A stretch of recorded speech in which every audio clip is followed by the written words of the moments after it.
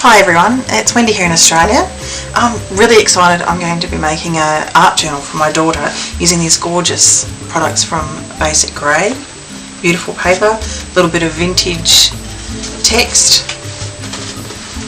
My new favourite stamps, these birdcage stamps from Basic Grey, as well as my Heidi Swap letter stamps, some Making Memories alphas, and the wonderful BindItAll, which if you don't have one you need to get. That's wonderful.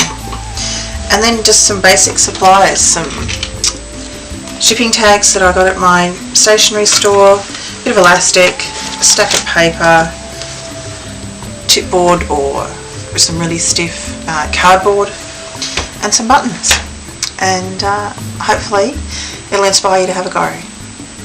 Okay, we'll start by preparing the inner pages, just using some standard photocopy paper, just cut into quarters. Don't want to muck about too much with sizes.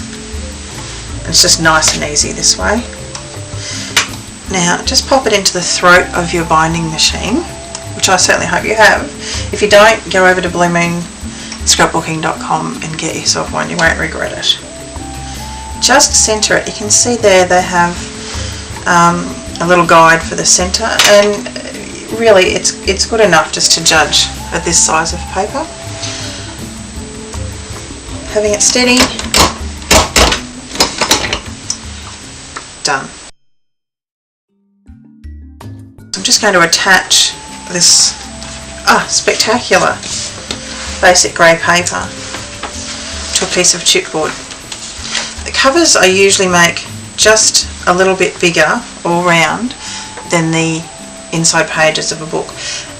Protects the edges, just makes it a bit more sturdy, and because this will be a little art journal, sketchbook, whatever my daughter wants to use it for, it's good to have that protection so she can have it in her bag, stuffed in the bookshelf. You know how it goes.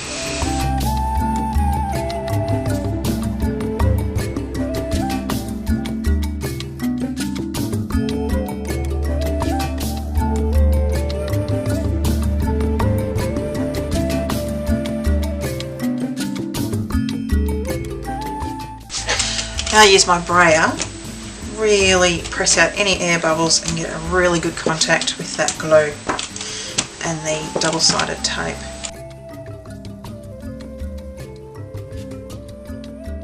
I want to repeat the process on the inside. I just want to give the edges a really good sand, polish them up, tidy up any little daggy bits. I'll fast forward through the boring bits for you.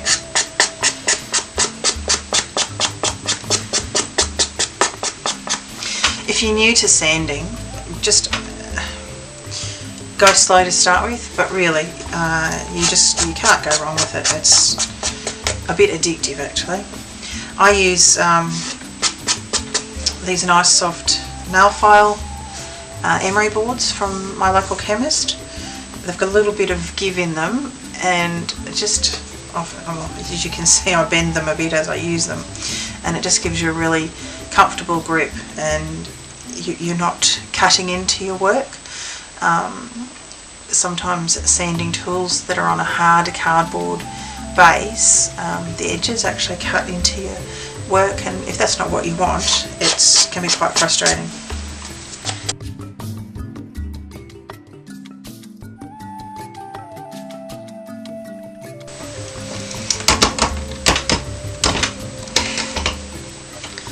That's why I love this machine. Look how thick that card chipboard is. Not a problem.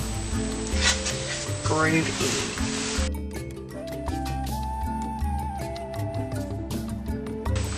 I just lined them up a bit there just to see where I was headed. Embellishments for the cover.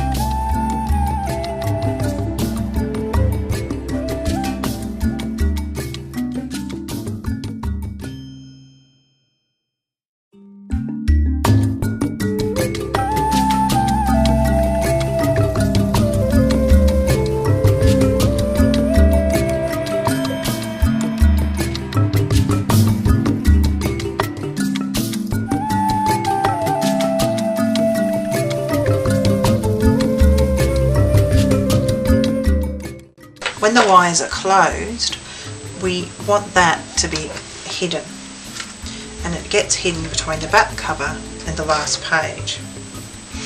So for that to happen, when we're assembling the book, we actually close the back cover around.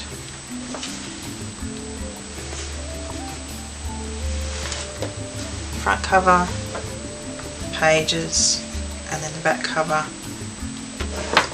just this way. And we thread wires through the holes.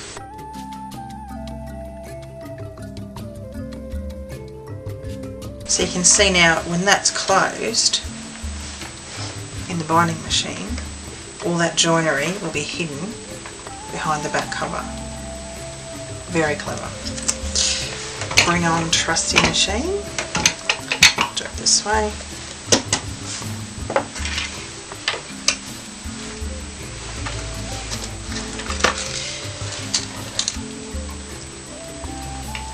The binding machine, BindItAll machine, comes with a set of plastic tags that have all the different sizes of wires that are available. So you can just check to make sure what size wire you're using. I'm using 3/4 inch wire. And then the card also doubles as a depth gauge, so you can actually check that you've adjusted your stop bar to the right spot. And it fits in there. Done. So we're ready to go. So book assembled, stand it up, this way again, and now we're not using it to bind, we're using it to punch holes, we're using it to bind, push the wires shut.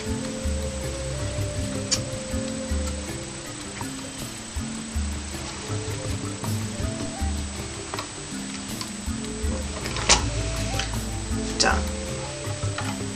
All joined really neatly. I'm actually going to trim a bit more off that, a bit shorter. Put the back cover round, and it's hidden, all that joining is hidden away neatly. I love the coloured binding wires, they're just beautiful. Just another way to add some colour to your project.